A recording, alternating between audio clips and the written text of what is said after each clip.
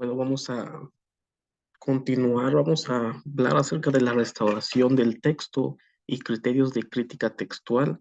En la clase pasada observamos acerca de que hay ciertas alteraciones en la transmisión del texto bíblico y lo que nos ha llegado o lo que tenemos en nuestras Biblias es herencia de una tradición textual con alteraciones que perduraron a pesar de que aún los editores sabían de que esas alteraciones textuales se encontraban en el texto bíblico, las mantuvieron todavía en las ediciones posteriores. Entonces vamos a ver un poco acerca de la restauración del texto y criterios de crítica textual.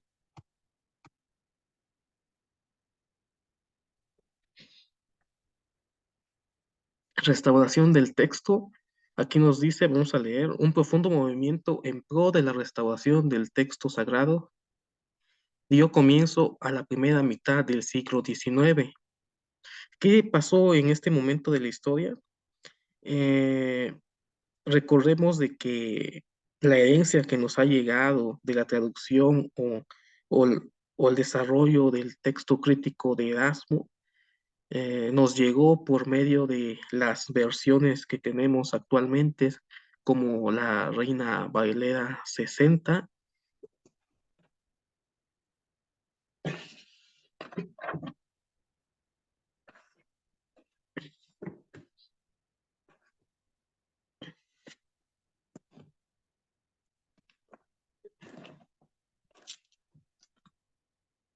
Bueno, voy a sacar unos libros acá que vamos a comparar.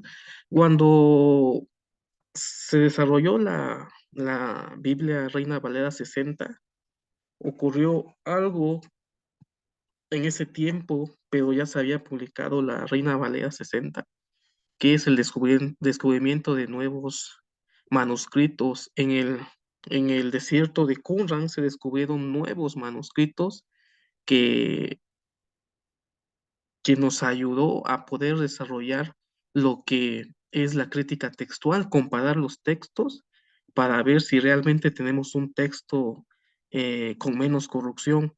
Los textos del Qumran son del siglo III al siglo I después de Cristo, mientras que la edición de Erasmo es del siglo XV. Entonces, los textos más antiguos se encuentran en nuestras Biblias protestantes, la Reina Valera 60, y entonces en ese tiempo del periodo de la historia se realizaron descubrimientos que motivó al desarrollo de la crítica textual para poder comparar las familias textuales descubiertas en ese momento y las familias textuales que teníamos actualmente.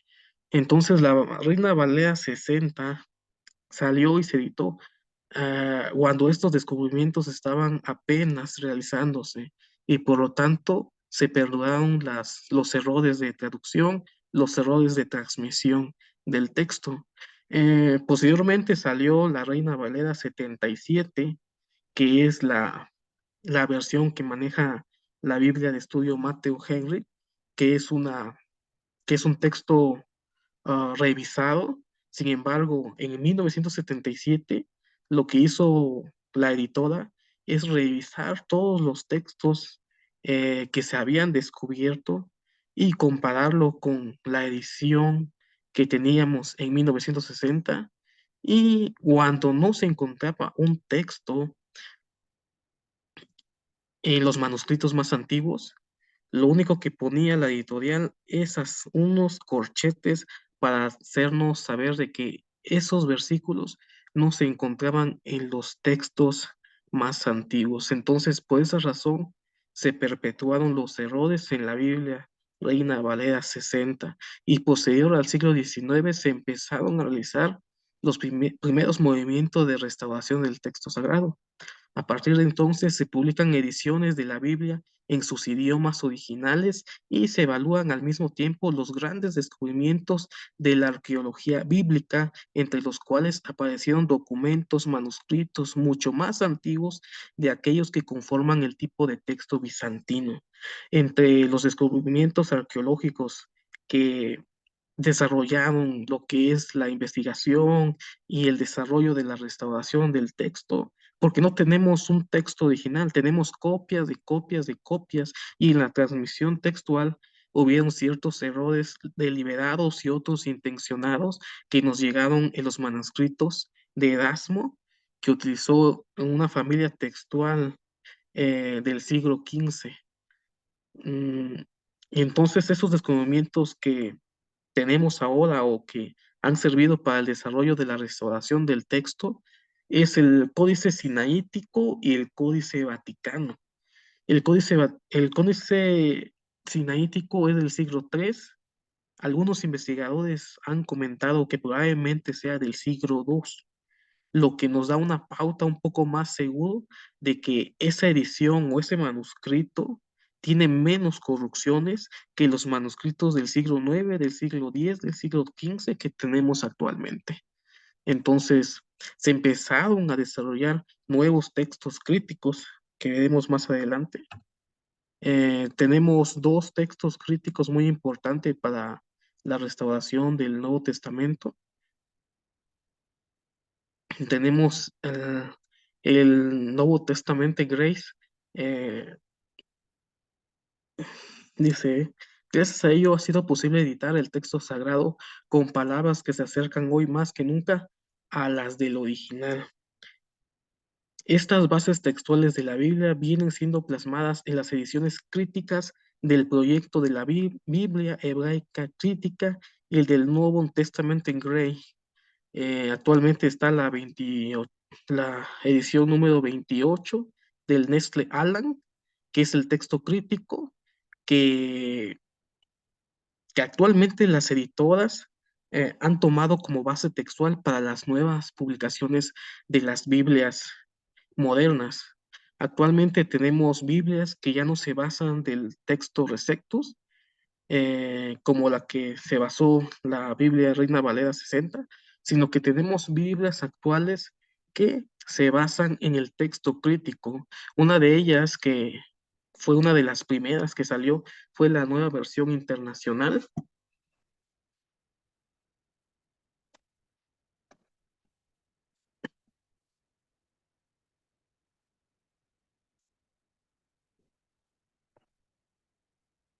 No se logra ver muy bien.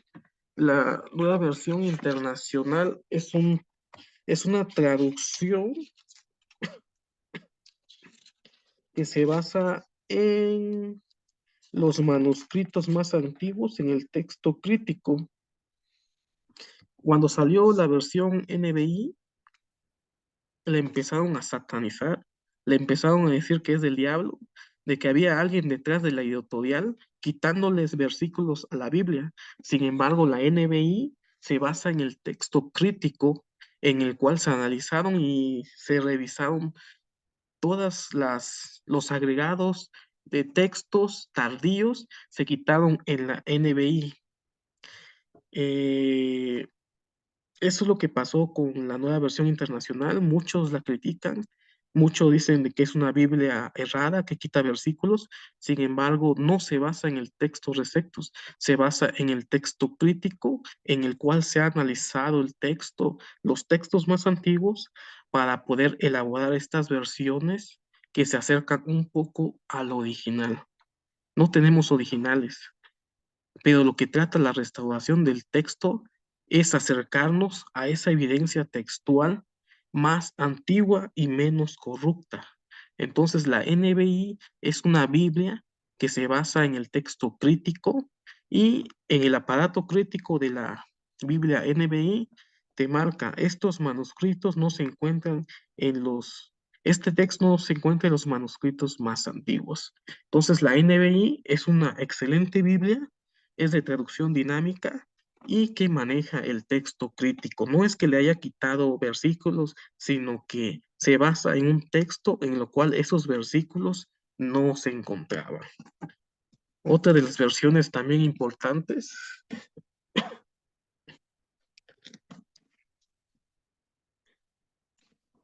esta es la versión Nueva Biblia de las Américas.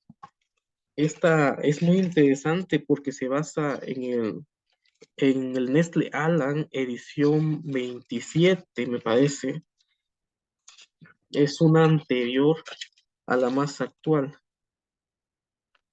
Y para el texto del Antiguo Testamento se basa en la Biblia hebraica del texto crítico. Entonces, en este texto eh, se basa en el texto crítico, pero no le quitó los versículos que no se encontraban en los manuscritos más antiguos, sino que lo que pasó es de que solamente en el aparato crítico de esta versión nos menciona de que estos versículos o este texto no se encuentra en los manuscritos más antiguos. Entonces la NBI y la Nueva Biblia de las Américas son dos textos que se basan en el texto crítico y son versiones que tratan de acercarse a los originales. Si consiguen la Nueva Biblia de las Américas y la NBI, son buenas opciones para poder estudiar un poco acerca de crítica textual, para poder saber cómo se encontraba el texto en los manuscritos más antiguos y se sorprenderán que hay versículos que no se encuentran en el texto crítico, no porque lo hayan quitado, sino que porque estos textos no se encontraban en los manuscritos más antiguos, sino que mediante la transmisión de este texto se agregaron versículos de manera deliberada y en algunas ocasiones intencionadas para adjudicarle cierta autoridad a ciertos dogmas de la iglesia emergente. Vamos a ver un poquito acerca de esa situación. Aquí tenemos, déjeme acomodar esto. Tenemos la nueva versión internacional. Tenemos en el primer, eh, del lado izquierdo, tenemos la Biblia Reina Valera 60. A la mitad tenemos la nueva versión internacional y del lado derecho tenemos la Biblia textual cuarta edición, que es una de las Biblias críticas que se utilizan para realizar estos tipos de estudios de comparación textual. Mm, algo que siempre han preguntado, siempre tenemos en mente es ¿cuál es la mejor versión de la Biblia? ¿O cuál versión es mejor? Ninguna versión es superior, sino que todas las versiones son útiles para hacer comparaciones textuales y para poder conocer un poco más acerca de cómo fue esa transmisión textual de los manuscritos que tenemos actualmente. Entonces tenemos aquí tres versiones. Algo que quisiera comentar es de que en las congregaciones cristianas, evangélicas, y algunas sectas manejan la Biblia Reina Valera 60 y no salen de la Biblia Reina Valera 60. Piensan que la Biblia Reina Valera 60 es un texto que nos bajó del cielo, que fue dictada palabra por palabra por los ángeles. Piensan que es la Inmaculada Biblia Reina Valera.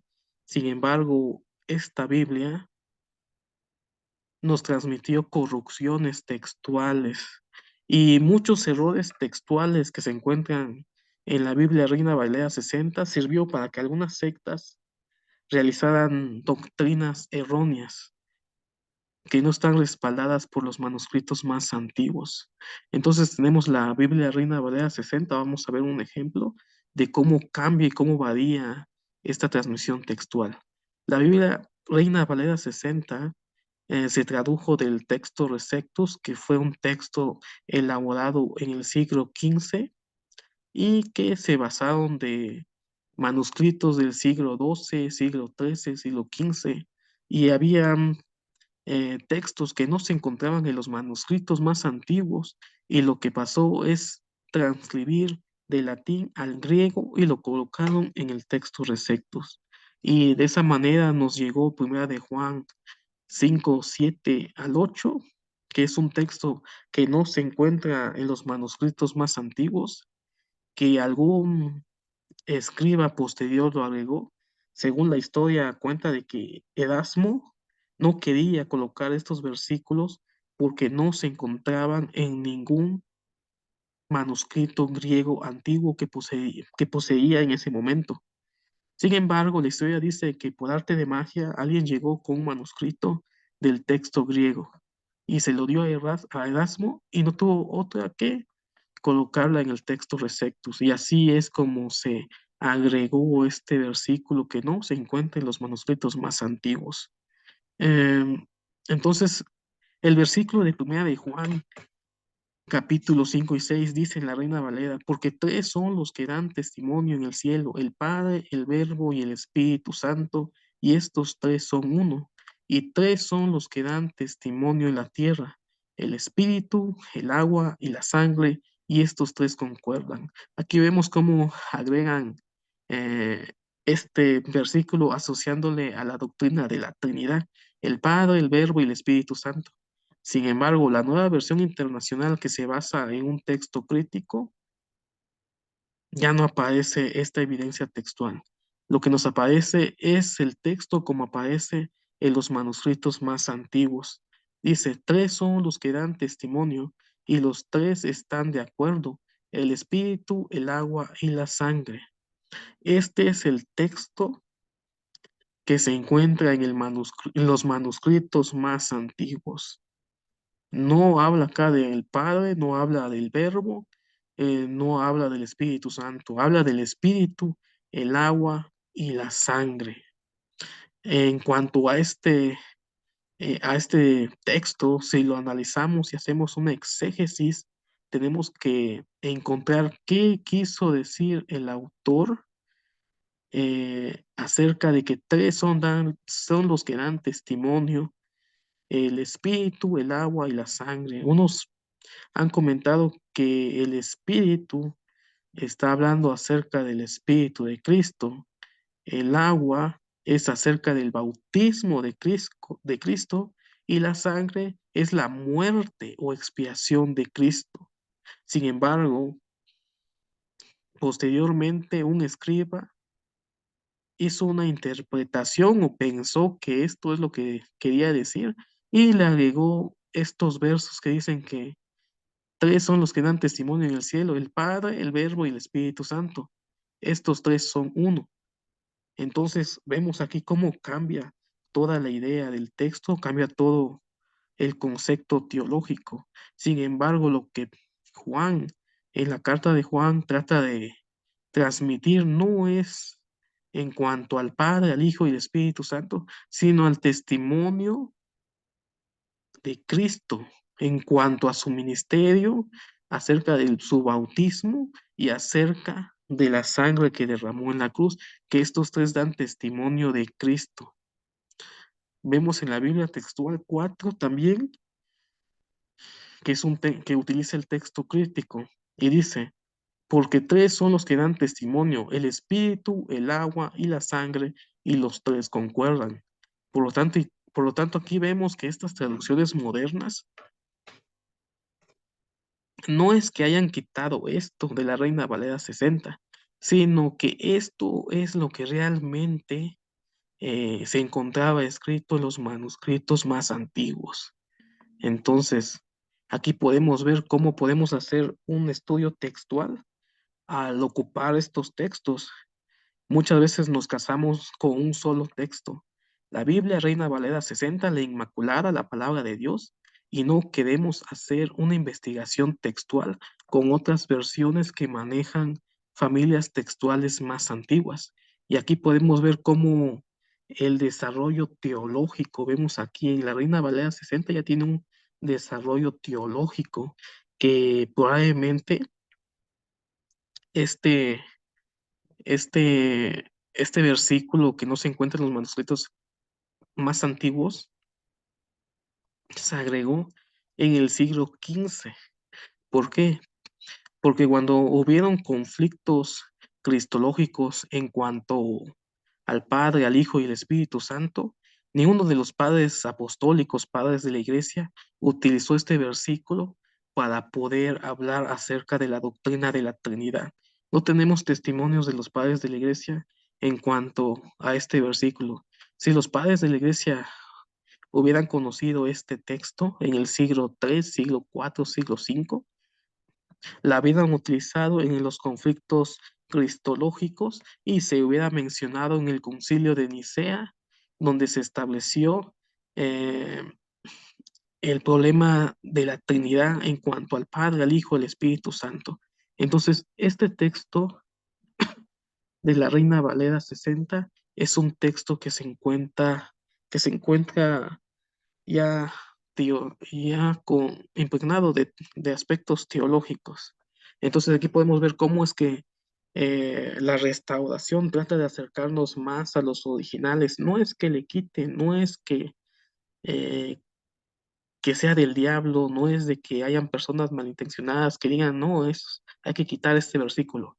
No, sino que lo que estas Biblias tratan de hacer es acercarse al manuscrito más antiguo y más original, aunque no tenemos manuscritos originales.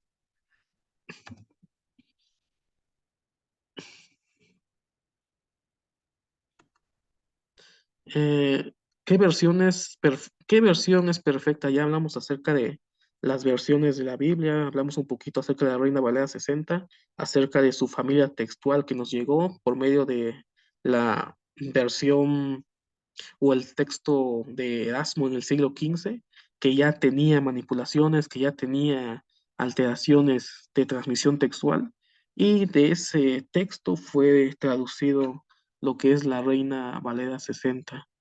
Y posteriormente, mediante los descubrimientos posteriores, se empezaron a realizar trabajos para poder restaurar lo que es el texto original. Pero, ¿qué versión es perfecta? ¿La Biblia es divina?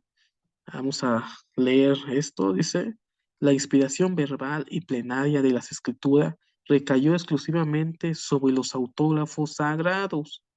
Es decir, el texto de la inspiración recayó solamente en el texto de los autógrafos sagrados, es decir, el griego, el hebreo, el arameo, que ya no existe. Ya no tenemos ese texto. Su infalibilidad se limita, por lo tanto, al texto original, pero no tenemos el texto original y por lo tanto no podemos decir de que la Biblia es infalible, no podemos decir de que la Biblia no tiene errores, no podemos decir de que es la palabra de Dios porque tiene muchos errores y por lo tanto no tenemos los manuscritos originales y nunca benefició al copiado manuscrito. Es decir, nos llegó, tuvimos los manuscritos originales, pero al momento en que el texto se empezó a transmitir de generación en generación, ya no existe eso, lo que se llama una infalibilidad, es decir, libre de errores, sino que se perpetuaron en el tiempo los errores posteriores a los escribas. Aunque este fuera los idiomas originales de la Biblia, no existe un texto infalible. Si esto es así, mucho menos entonces puede beneficiar a las traducciones que de ellas se derivan. Es decir, si no tenemos los manuscritos originales y aún los manuscritos que fueron copiados de los originales perdieron esa infalibilidad, no podemos decir que las versiones modernas, la Nueva Biblia de las Américas, la NBI, la traducción al lenguaje actual, la Reina Valera 60 son infalibles, ¿no? Porque no tenemos los textos originales y lo que nos ha llegado son copias de copias de manuscritos y entre ellos se transmitieron errores en los manuscritos. Entonces no podemos decir que las traducciones son infalibles. Ninguna traducción es infalible. Dice, si esto es así, mucho menos entonces puede beneficiar las traducciones que de ellas se derivan, y así la sola consideración de una versión perfecta es imposible. No vamos a poder tener una versión perfecta de las escrituras. Muchos dirán que la Biblia es la palabra de Dios. Bueno, tienen su comentario que es la palabra de Dios, respetable. Sin embargo, la evidencia textual ha demostrado de que en la transmisión de los manuscritos se perpetuaron errores que no tenían los originales y no podemos comparar el texto que tenemos con los textos originales porque esos textos no existen. Esos textos originales que existieron, esos sí, eran infalibles en su versión griega que había salido de la mano del escritor. Pero lo que tenemos ahora no lo podemos considerar como algo infalible, no lo podemos considerar como algo libre de errores. Hay muchos que atacan la Biblia porque dicen que tiene errores, y sí, tiene errores. ¿Y por qué tiene errores?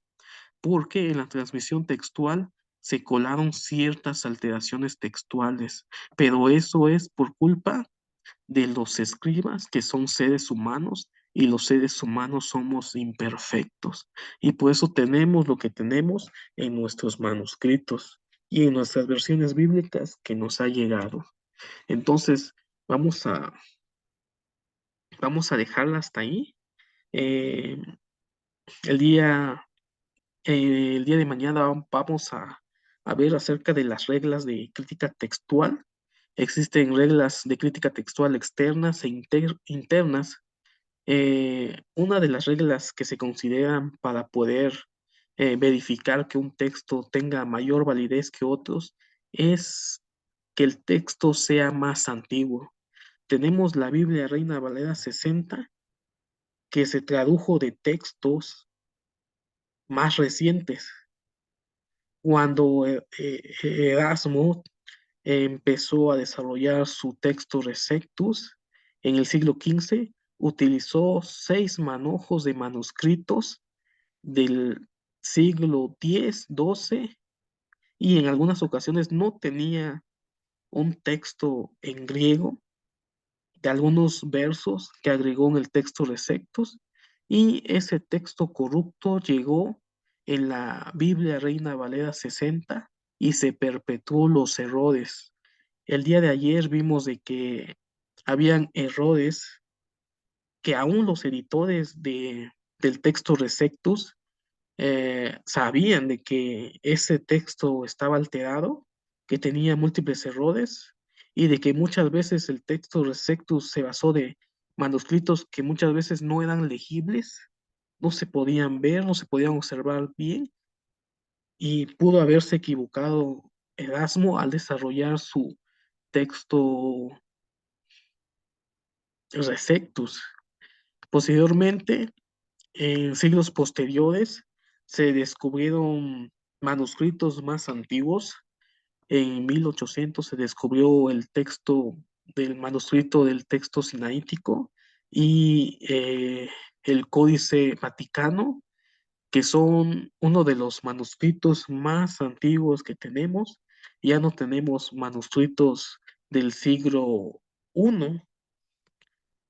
Probablemente algunos académicos mencionan de que el texto sinaítico es del siglo II, que sería lo más antiguo que tenemos, y un fragmento de un papiro, que probablemente sea del siglo I, pero solamente nos llegó un fragmento de ese manuscrito y no podemos reconstruir todo el texto de, del manuscrito. Me parece que es el manuscrito de Juan. Entonces, esto sería un poco lo que quería hablar el día de hoy acerca de cómo fue la transmisión textual y de que muchas veces condenamos lo que es las Biblias actuales y no queremos salir de la Biblia Reina Valera 60 porque muchos piensan de que la Biblia Reina Valera 60 es la palabra de Dios, pero no existe un texto original para compararlo con la Reina Valera 60. Y por lo tanto no podemos decir que es la palabra de Dios, porque la palabra de Dios no contiene errores, pero esa Biblia sí contiene múltiples errores. Vamos a ver si puedo compartir algo acá.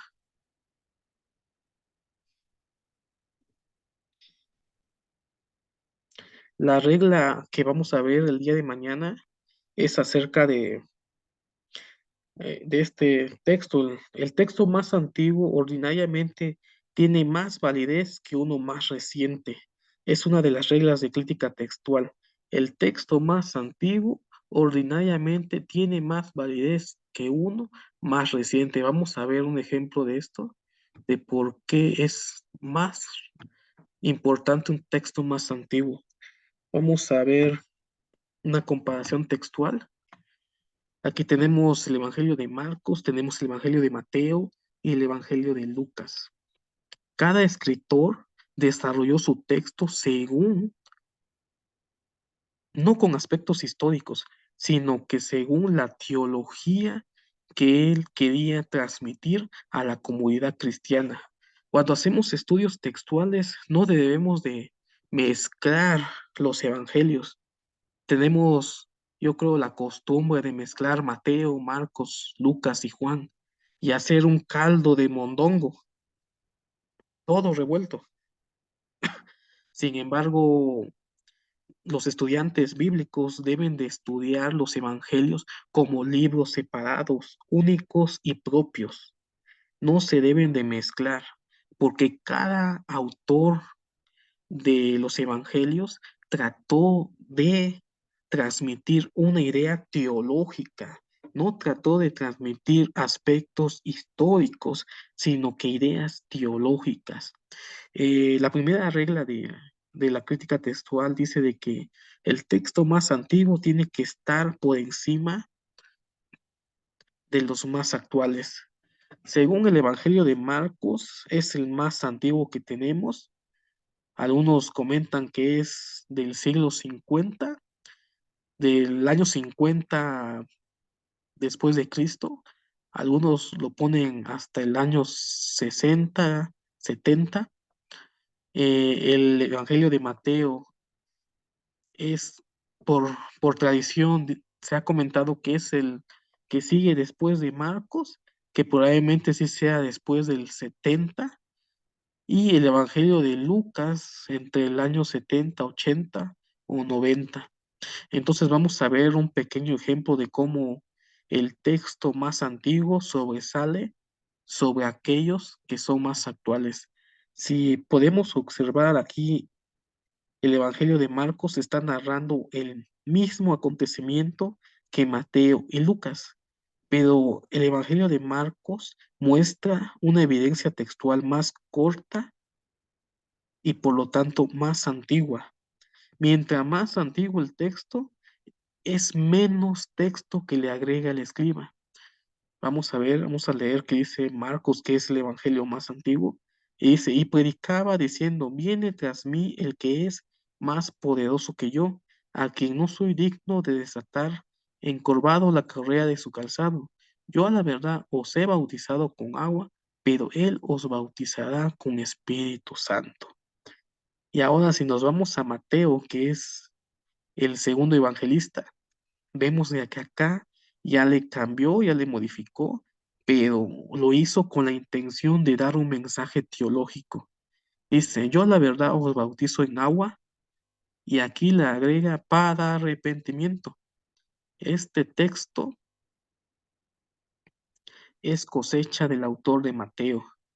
Marcos, en el siglo 50, no le atribuye a su bautismo a que sea de arrepentimiento, pero en el siglo 70 ya la tradición cristiana ya le estaba dando énfasis al bautismo para arrepentimiento y por lo tanto Mateo le agrega que el bautismo en el agua es para arrepentimiento, a pesar de que Marcos diga de que solamente lo bautizó.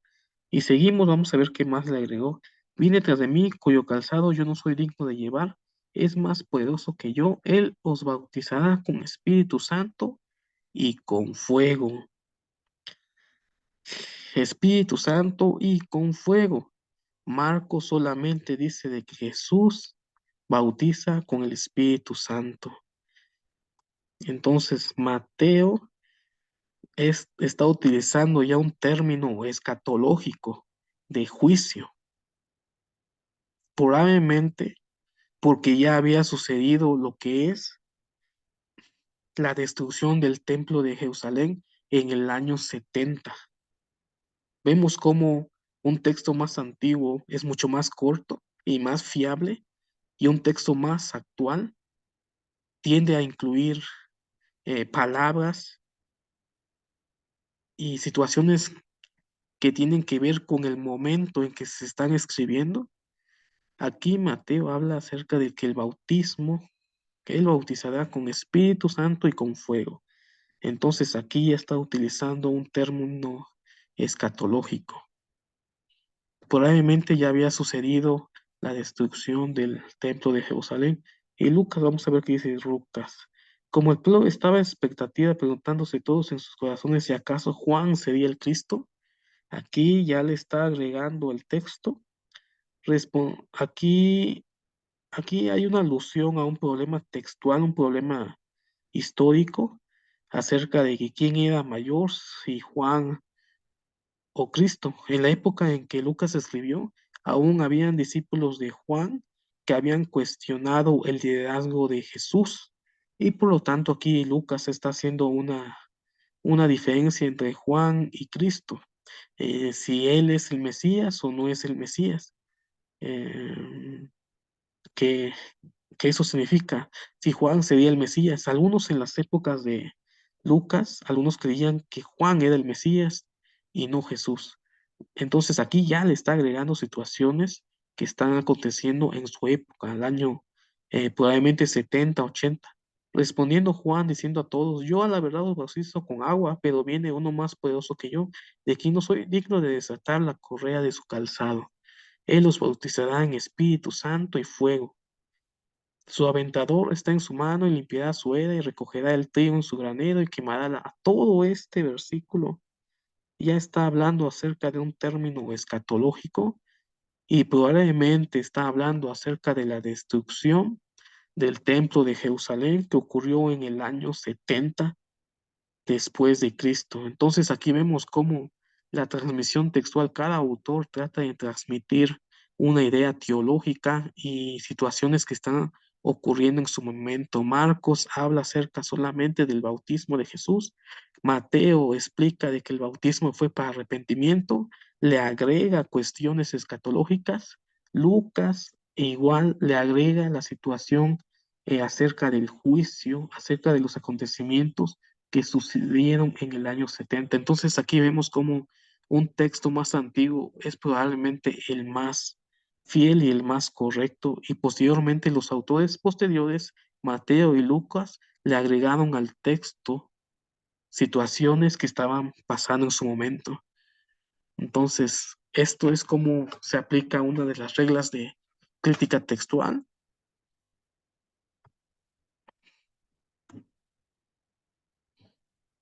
Entonces, vimos un pequeño ejemplo. Algunos en cuanto a Mateo, Marcos, Lucas y Juan, algunos comentaristas mencionan de que cada autor de los evangelios trató de hacer una edición mejor de la anterior, por eso de los agregados de las diferentes cuestiones narrativas de los evangelios. Entonces, el día de hoy vimos un poco acerca de la restauración del texto y criterios de crítica textual. El día de mañana veremos un poco más acerca de las reglas que se utilizan para poder hacer un estudio de crítica textual a las escrituras. Ya vimos un pequeño ejemplo, lo vamos a abordar más el día de mañana. Entonces, muchas gracias por estar con nosotros este día. Nos vemos hasta la próxima.